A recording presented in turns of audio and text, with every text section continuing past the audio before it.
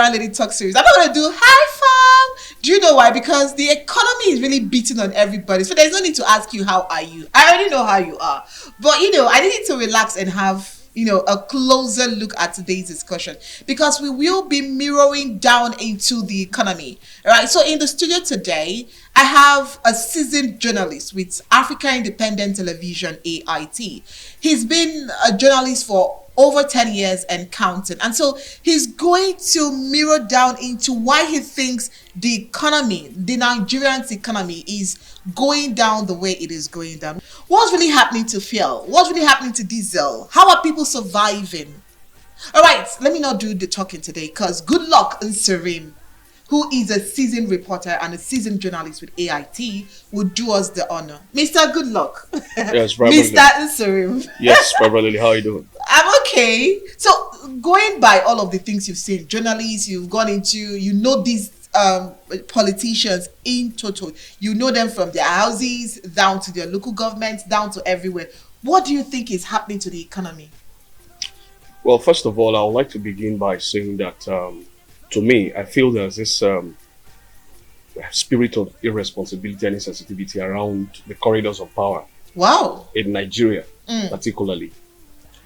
Because if you take your mind back to the 80s, I keep saying it, I'm a very good, I'm a lover of music. Okay. And so I started listening to the songs as far back as the late 80s or early 90s. And if you take your mind back to some of the songs you're listening way back, you see that most people were agitating for good governance. If you listen to the likes of Oris Wiliki, Ras Kimono of blessed memory, you listen to the likes of Sonny Okosun. There was this group from across rivers, Akwa Ibom, they called them Mandatos. These are songs that I listened while growing up. And it's so sad that wherever those people are, that they'll be so disappointed that in 2024, some of the things that we are singing about are still happening in government. Very and bad. the annoying part is that most people that listen to this song, as at the time I did, who are today in power, were the common masses at that time. Okay. And so if they actually felt the pulse of the society at that time, how bad has it become that they cannot actually make their own contributions to see if they can effect that change that people have started clamoring for over the years? And so we are still where we are. So bad leadership has gradually become part of us. It's like something that we are going to be dealing with forever if God does not intervene at some point. And like I said, it's not like what it takes to transform Nigeria to some of those Western countries that our people actually go to and feel comfortable every now and then is impossible. It's not impossible. It has to do with the willpower, the zeal for people to effect change genuinely. For example, South Africa, just like the British here colonized Nigeria. It's so sad that since the British left, Nigerians have demolished, eliminated everything that has to do with the trace of the fact that they were colonized by the British. But when you go to South Africa, for example, the touch of the fact that the British also settled there at some point is still there. That's why Nigerians can actually go to South Africa and make money in dollars. It means there's something the leaders there, even since 1994, when the blacks started ruling their country after the apartheid. That's from the time of Nelson Mandela. They have had successive black presidents. They have not been able to, desecrate the institutions that will bring about a development in their country, as Nigerians have done without even thinking about it. It's that bad. Now we are talking about the current economic crisis. What happened? That we elected somebody on May 29th who came into power without studying the dynamics of any economic whatever. Yeah, but people felt it was his turn. No, it was his turn, no doubt. I'm talking about the removal of fuel subsidy without any plans, without having anything on ground to say, okay, let me alleviate this and that, or see how I can pacify a particular class of the society, if not everybody, before taking such a drastic decision that is now telling on everybody. And so from that time, Somebody was telling me the other day that before Tinubu took over, fuel was around 200 and something naira. Yes, 169. That was the highest anybody bought, Yes. 200 and something naira. Yes. And today, we are still battling Between fuel price between 1003 and 1004. 1004. Last weekend, we heard about NNPCL going to buy fuel from Dangote refinery. That's an individual. Don't forget that Nigeria, prior to this time, has about 4 refineries that we have not been able to fix one. Wow. And now the entire nation is depending on one man who was able to summon the courage and put his wherewithal together to ensure that Nigeria now has a working refinery. And something irresponsible also happened in the course of that. NNPCL told us at some point that they bought fuel from Dangote refinery at 898 naira. So, and they actually said that because they actually wanted to increase the price at which the average Nigerian is going to buy it from the filling stations. That's like 2 days later, the Dangote refinery came out with a refutal and said they did not sell that to NNPC. So we are wondering, have we become so daft and so dumb that our leaders will just lie to us in broad daylight? For example, they said that they bought the fuel. Why they bought it 898 was because Dangote was still selling at the rate he bought in dollars. And they are yet to figure out the price in naira. And that's the ultimatum they gave was 1st of October. But as I speak to you up till now, no filling station has acknowledged the fact that the fuel they lifted over the weekend has actually gotten to their. No state has actually admitted that they have gotten it. Okay, so you're thinking if the Dangote fuel comes in, it will make life cheaper. At least something will be reduced, especially when they start buying, or when Dangote and the federal government comes to an agreement where they will have to now start selling locally. Okay. Because this thing is in our soil. You come here, you take crude without paying anybody. That like they say, it belongs to the government. All the resources in Niger Delta belongs to the government. So when you take it from us for free and you sell to Dangote, it should be at an affordable price to Dangote, so that Dangote will in turn, sell to Nigerians at an affordable price. Wow. But there was an analysis I saw. Somebody was trying to tell us that because the government of Nigeria is so indebted, they have to, and oil remains our only source of income. And so they have to find a way to see how they can offset some of the debts they've accumulated all over the years. Okay, so you think that what Nigerians are doing currently with the hike in fuel is to offset some of the... That's exactly what the federal government is trying to do, but they don't need to spell it out to everybody for you to understand, because the money borrowed from China, not just from Buhari's administration, wow, the debt profile is high. Wow. And just like we are saying, what other means of income does Nigeria have? It's only fuel. Even the gas aspect of it is not being utilized. It's not. That's why the government is trying to force people, to go into this conversion of CNG in the recent times, so that people will start harnessing the gas potentials that we have. But that plan to me is just internal for now. So we have a problem of a government that does not want to understand the plight of the people. You just go ahead with what we call anti-people's policies that you think is feathering the nest of those in the corridors of power at the detriment of the common masses. Wow. It's so sad. Now, you talked about the issue of the last protest. Yeah. Now, the last protest, like we said, started off as end bad governance protest. Which wasn't that what it was? Yes, that was what it's supposed to be. Okay. That was the intent by those that designed or organized that particular protest. But few days into the protest, we saw the slogan changing to hunger protest. And at the point, because people were actually hungry. Yes. Remember the people were supposed to protest against the protest. Exactly. When they asked one person and he said he forgot what he came there to, because he was actually hungry. There is no way you can convince a hungry man, to start telling you that he's not hungry, exactly, that he's doing so well.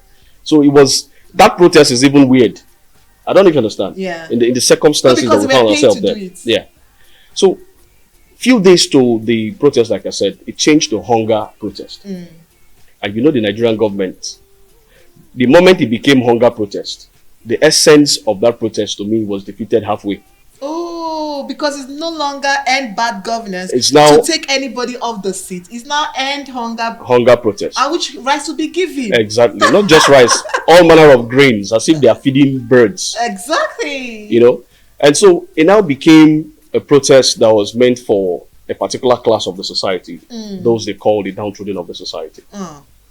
And my anger with the average Nigerian was the fact that when that protest was going on, people were still going to their offices. As if nothing was happening, as if the end bad governance, or that they are so much in love with what the president or the current administration is doing. People we are going to work every day. You will just pass those that are protesting, the few persons that are protesting, and they go to work and come back. So the government felt like nothing is happening. It's just those people that are hungry on the streets.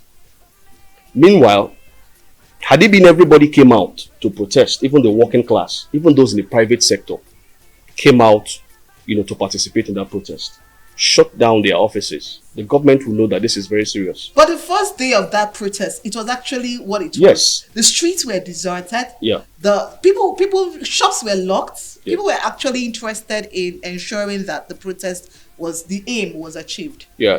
Don't forget it was a 10 days. It was proposed to run for 10 days. 10 days, yeah. Yeah. Then here in River State, I was following up, the Was that your beat that period? Yeah, yeah. Okay. I was detailed to cover it from my office. And so what I saw was that the political class in River State here totally removed themselves from the protest. Oh. And because there's already a lot of political tussle in River State, yes. So you wouldn't expect, No, ordinarily, we know that there's a face-off between the governor and his predecessor being the FCT minister. Okay. And there's this should I say, tussle for who gets the attention of the president in the state. As it were. Yeah. And at that moment, what they did was that the governor instructed his supporters not to, be part of that protest. The FCT minister also instructed his supporters not to take part in that protest, so that nobody would go and tell Mr. President that he's claiming to be supporting you, but his supporters are the ones championing this protest, or his supporters are part of those protesting against you in River State. So it was left in the hands of entertainers, business owners who knew what it was to run their business at that time. Yeah. And then some street kids who were obviously hungry. They were hungry, and their taking part in the protest was just to look for an avenue to see how opportunity will present itself for them to either loot or get something for themselves on the streets. So these were the classes of people, that were in that protest. But that's not to say that there were no responsible persons. I saw some very responsible entertainers from Port Harcourt, that were at the forefront of that protest. Yeah, obviously. And their intentions were genuine. They were the ones that knew what they wanted to achieve. But on the 6th day, I can tell you, the political class became threatened with the protest, such that they had to go somewhere to mobilize thugs that came into the picture, balkanized the protesters, moved a large chunk of the protesters, to start doing things that were illegal at that time. That was when we saw that some persons protested along Ada George Road, of course, where the FCT minister has his country home. Yeah. So it was now as if the protest has now been designed to, attack some persons.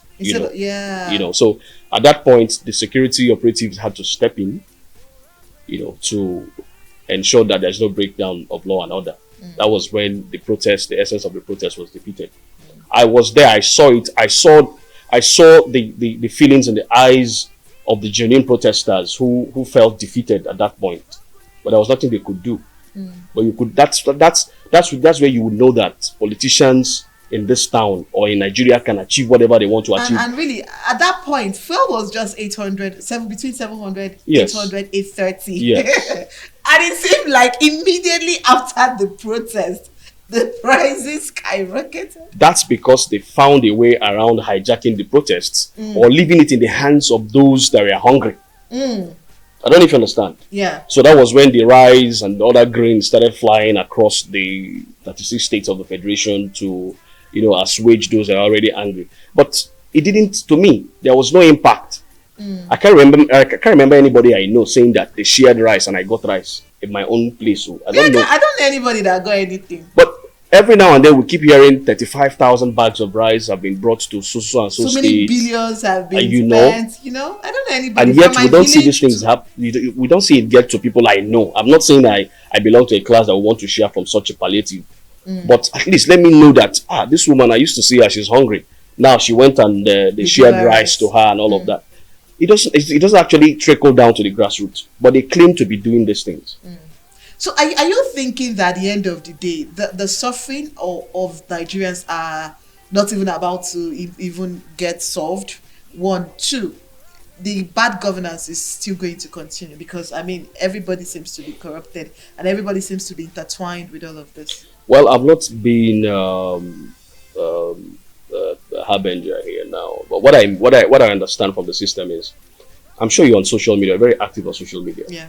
Rivers State has one of the most active sets of political followers in the whole of Nigeria, not just in the south. Obviously, everybody is a politician in Rivers State. Yeah, I know. And when you discuss with these people, when you talk with them, these young politicians, to ask them what they would do differently if they are given the opportunity, either now or in future, you would find out that they don't have any solution.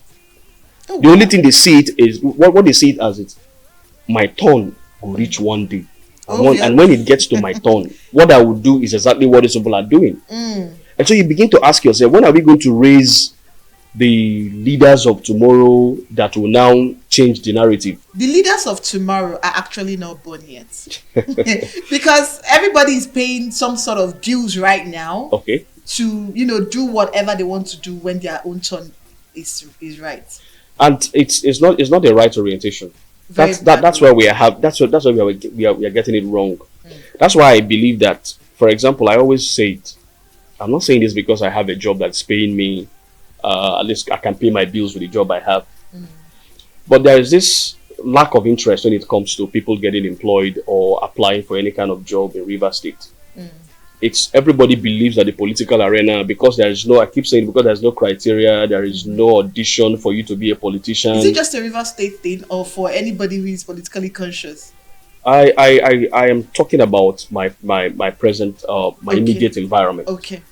And no doubt, if you go to Lagos, it's not like that. Lagos is a place where people live and go and do business, or either they go there and to get a job. Nobody goes to Lagos to be a political follower. Actually, it will be very difficult for you, because in Lagos, what they do there is, once the election is over, people go back to their hustles. They don't talk about elections and politics when it's not an election year in Lagos. That's how it was designed. And kudos to Mr. President, who, of course, a lot of people are expecting so much from him because of the legacy he left in Lagos. He was the first the pioneer civilian governor, in the wake of democracy in Lagos. And so there was this legacy he left that other governors that have come, successive administrations have taken over, should I say, improved on what they actually met on ground. But it's not the same way here. In Rivers State, what we have is, immediately after the elections, a winner emerges, or winners emerge. People will go to court. From that moment, they will drag one thing or the other till the next election year. And by so doing, there's this sharp division.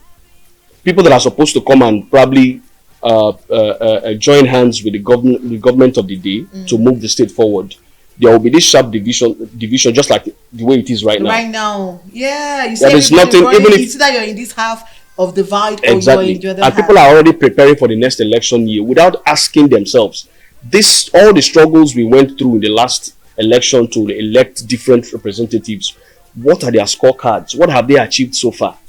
You're already in a haste to do the next election, without reaping the benefits of the previous election. One. Yeah. So it's actually a problem in not just in Rivers State, but in Nigeria. So until the electorates, of course, who have the right, who have the power to enthrone anybody and dethrone anybody. No, it's almost impossible for us not to dethrone, but we have a way of enthroning. That's why anybody who we elect can do anything, do whatever they like, and say, I don't owe you guys to a large extent. Because in the course of the election, he or she must have spent money in trying to either gather supporters, or on the D-day of the election, pay one or two people to, I don't understand, something would always exchange hands. And so they now have that sense of entitlement of say, I don't actually owe you guys.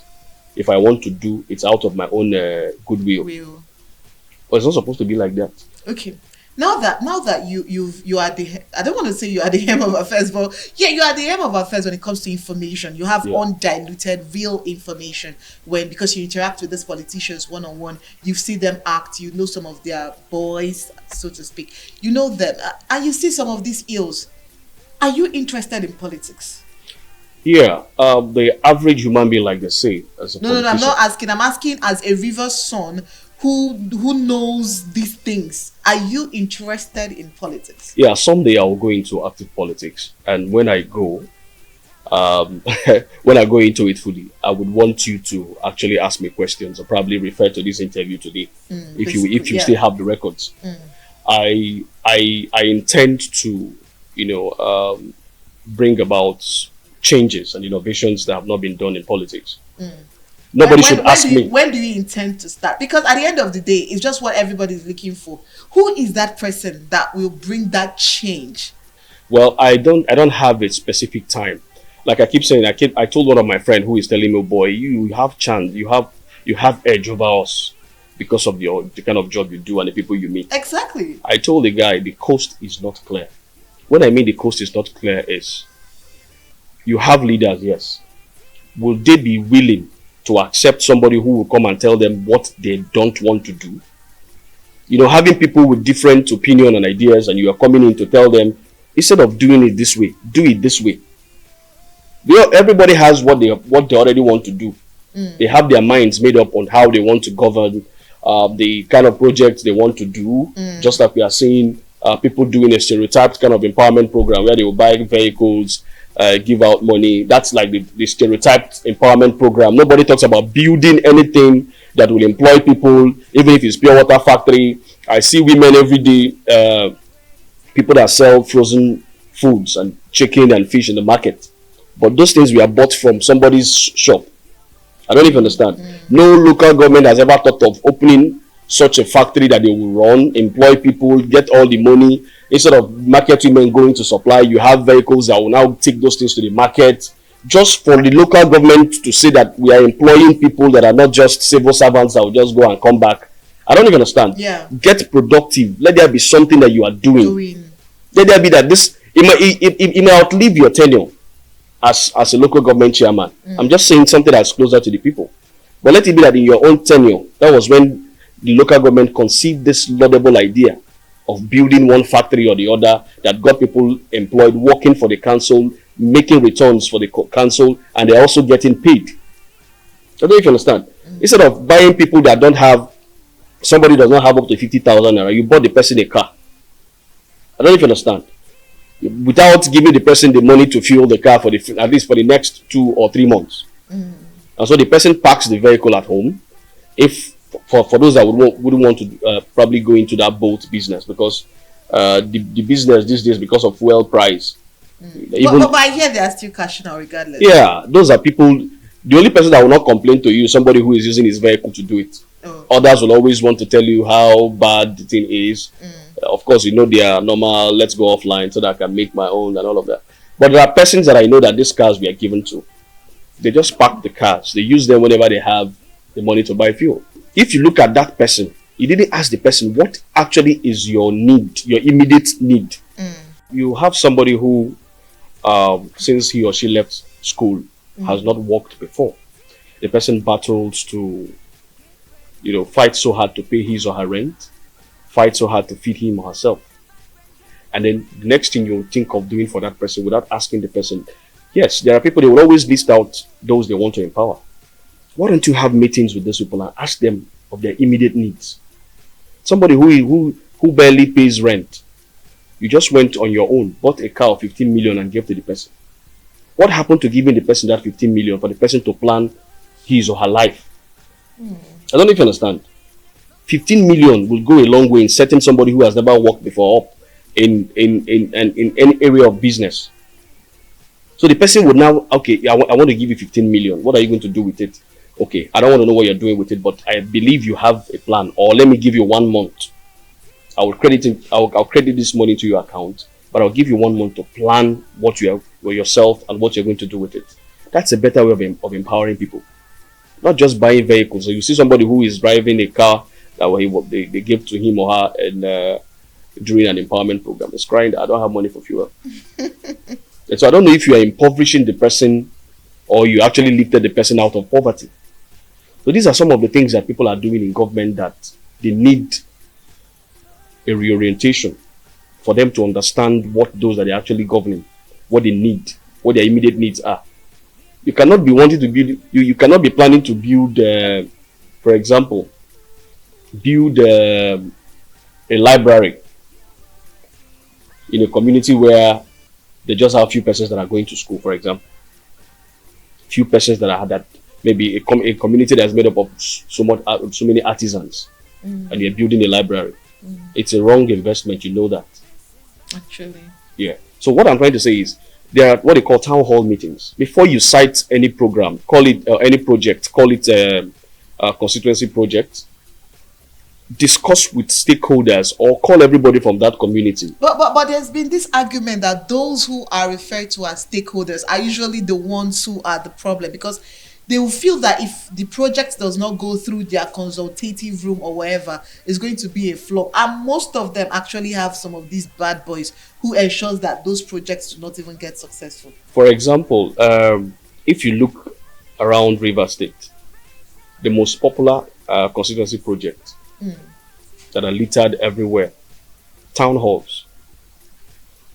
Somebody will just come, ask the community to give them a space. They build it, erect a town hall, and if you go there in 3, 4, 5 months, nobody happens. Nobody uses that place. Nothing happens there. They use there for their meetings now, for their chief. Then if they tell you how much that was, invested into that project, you will be shocked.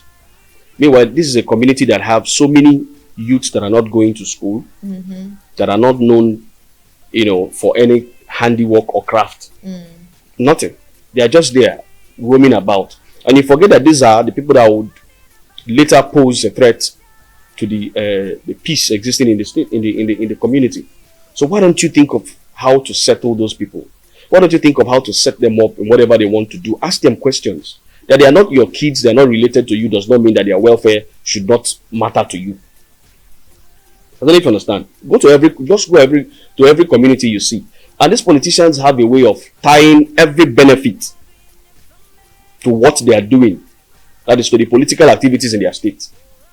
To the level where even as a young graduate, if you are to get a job now, maybe you want to go and apply for a job in an oil company or somewhere, they will refer you to either your state assembly representative or somebody in government that will vet and say that this guy is a good guy. And of course, the person will want to know, are you a member of my party?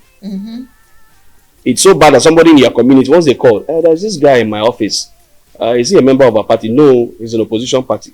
Only that can deprive you of that job opportunity. So the politicians have a way of tying everything that is nice in the environment, everything good in our society to what they are doing. So that's why you are seeing that the consciousness of politics is in every nook and cranny of our state. Even people that don't know, there are some persons that will tell you, I'm a PDP person. Ask him, who is your state rep? The person does not know. And he just knows the main organ. Yes. He doesn't know. Who is your local government chairman? He doesn't know, but he's in Port Harcourt telling you, I'm a PDP member, I'm a APC member. So you should know that those people, those are the persons that, when they elect you, look for a way to see how you can make their lives better. Somebody told me that if people in government expend 40% of what they get, that this society will be a very good place. 40%. They just use 40, then chop 60. Or use 60 for you and your family. So you can imagine how much the percentage that they use that we are seeing and people are still healing. I don't know if you get. Yeah. So I believe that you asked me about when I'm going into politics. Of like course. I said, I don't have a specific time, but whenever I go into politics, because I I have looked at what they are doing from a vantage position. I've looked at it from all angles because I am not part of what they are doing. The fact that I have relationship with them makes me see them. We're talking about the leaders now. See the activities, know them better than those that are following them, because there's always this restriction that they put so that their followers will not know everything they are doing, will not have all the necessary information, even up to the level of attending meetings. There are some meetings you can never attend until you rise to a particular level in politics. Actually. And that's where some critical issues are being discussed. So they wouldn't want you to have that first-hand information. So what would you advise to the young average politician out there who is just striving that one day is going to be his turn? First of all, get yourself equipped. Read as many books as possible. It will expose you. That's the easiest way to get exposed. Try and understand what leadership is in other climes. And then go to school. If possible, get yourself a craft. Learn something handy. Don't just go into the political arena without any track record of business exposure, or haven't worked anywhere before. You are just coming to steal, because that's just your target. You can imagine somebody telling you that since 1999 I did for Q. The person has never worked anywhere before. The person has never done any business before. He's just waiting for any day they will appoint him, even if he's a list councillor. And once he becomes a councillor, that day is his payday. All the while he has been on that queue, like I said, since 1999, he's going to come and recover everything he has lost. So you don't expect such a person to think about the next person statutorily if the person does not want to. And it takes the grace of God for such a person to say, I have gotten 10 million. Let me invest 7 million, or let me invest 3 million. Back to the community. Back to the community. People. Because the person feels that this is my time to recover. So I will need to build a house. Yeah. I will need to, if possible, I will need to get a wife. I will need to start planning for the children I'm going to raise. So these are things that people, if they had, probably had time for other side hustles, they would have actually achieved 3 out of 5. But all they did was to channel their energy, their time to political followership. And some of them don't even live to see that day, that payday. Some people will just hustle, be on the queue, go for errands, run errands for people that are in power. At the end of the day, nothing comes out. They keep complaining because the queue is too long. For example, how many people will become a councillor in one community? Just one person. That person, the next person. And this thing rotates. For example, in my own Ward 16, we have 4 communities in Ward 16. The councillorship slot now is in my community. After 3 years, it goes to the next one. It goes to the next community. Still in Ward 16. So it's going to, before you get back to your community, we're talking about the next 5 years. Yes. not next 5 years. 3. That's 9 years. 9 years. So whoever is saying that I'm the next councillor, that's what I'm waiting for. I have decided to just mute my life till 9 years. Till 9 years. You can imagine what the person. And you're not the only one. We have like 5 other people, or even more. You're not even certain if they will not change their mind when they get to you. So all I advise Rivers youth is, it is good to aspire to lead people. It's a very good thing to aspire to lead. But while you are aspiring to lead, make sure you imbibe all the good qualities that whenever they give you the opportunity, people will not regret giving you the opportunity. But do you think that some of these young people are probably just lazy? Because I mean, there are industries here, there are so many things to do. Why will a young man just wait till they be shouting chairman, honorable, capacity? Do you genuinely think that they really want to work, or you think that they've just positioned their mind that it has to be politics, it has to be this? The social strata in Rivers State, if you ask me, has a way of making people lazy, if I'm not mistaken. So you agree that if people are lazy? No, not necessarily lazy. There's this cliche: how much they go pay me if I go work? For example, somebody who, in the course of political followership, 1 or 2 times, somebody has given you 1 million naira. Okay. You go calculate if you stay for office. Yes, office, and somebody tells you that you should come and do a job of 200,000, for example. How much be that? Why will they come out for my house every month? So a lot of people that are following. I know some boys that in the course of I used to see them on Facebook, but there's an empowerment program that they have benefited 20 million and above. Oh, nice. So such a person, you cannot tell the person to go and start doing a job of 300,000 even. Where are the jobs of 300,000? There are jobs. Okay. Yeah. If they actually request that from those they are following as their leaders. But there's also this chain reaction of Baba, if I give this, if all of you now start working, I'm just saying, this is in the minds of those they are following anyway. If all of you start working, if I need you guys now to show my capacity, the capacity is how many people you can gather. Mm-hmm. You know, during elections, how many calls you can put now and guys will appear. And so when you go into the private sector as a result of, say, somebody, recommended you or vetted for you to go and work there, it means they have lost you to that crowd. If the person used to gather 30 boys before, it's now 29. And to him, he's losing out. His capacity is reducing. And so they just find a way of giving you, little things to keep you coming so that you won't think of going to work. But the thing now is, you are the only person that can tell yourself, yes, they used to give me this once in a while. But those things that they used to give me, what have I used it to achieve? Is this something sustainable? Or I should stop, I should just be taking it till the day my own turn will come. Meanwhile, in that same place you are waiting for, that place you are and believing that your turn will come, there are 50 persons with the same capacity and qualifications as you. So how sure are you that you're going to be the one? Exactly.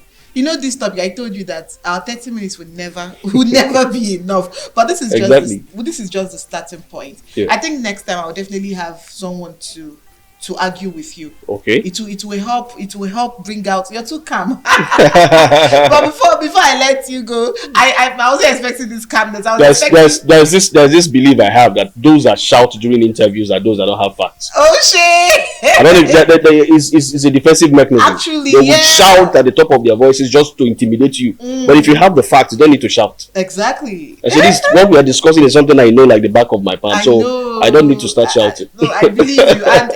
And you're too intelligent anyways to even lack words to say. But before we go, what are your very last words before we have you again on the show? Well, I would encourage Nigerians to keep faith alive.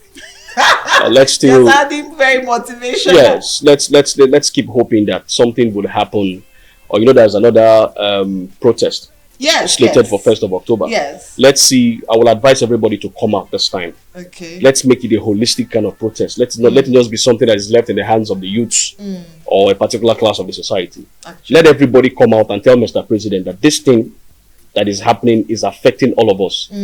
Before when you talk about protest, some people will tell you, I don't have a car, I don't have a generating set. What do I need fuel for? Affect me. But these days now, it's affecting everybody. Because you're going to enter public exactly, transport. Because transports are no longer before you cheap. drive from NTA Road to Mile 3, for example, you would see people engaging in physical combat because of payments of transport fare. Either you are shortchanging the conductor or the conductor is overcharging you. So it's affecting everybody now. So that's why everybody needs to come out. When this other protest will take place, for everybody to register their displeasure, about what is happening in Nigeria, for the ruling class to know that this is actually very serious and take steps towards solving these problems. What do you think of this beautiful apartment? Okay. Well, it's cool. This is hospitality redefined. Actually, and I will advise anyone who is in Port Harcourt in search of a place to relax and enjoy his or herself, or you can even come here with your family. Actually, it's actually a very cool place. The aesthetics is out of this world, and I think it's a place I can actually refer anybody anytime. I like enjoyment. let me not go and spread that one. I like enjoyment. All right, thank you so much. And I really love like the light and the space is just so beautiful and so spacious. Like we have a lot of space to do whatever we want to do. So thank you so much for coming on today's show. Thank you for having me. Do you agree with Good Luck and Sarim, or do you disagree with him? Do you agree with Good Luck? Or do you disagree with Mr. Journalist?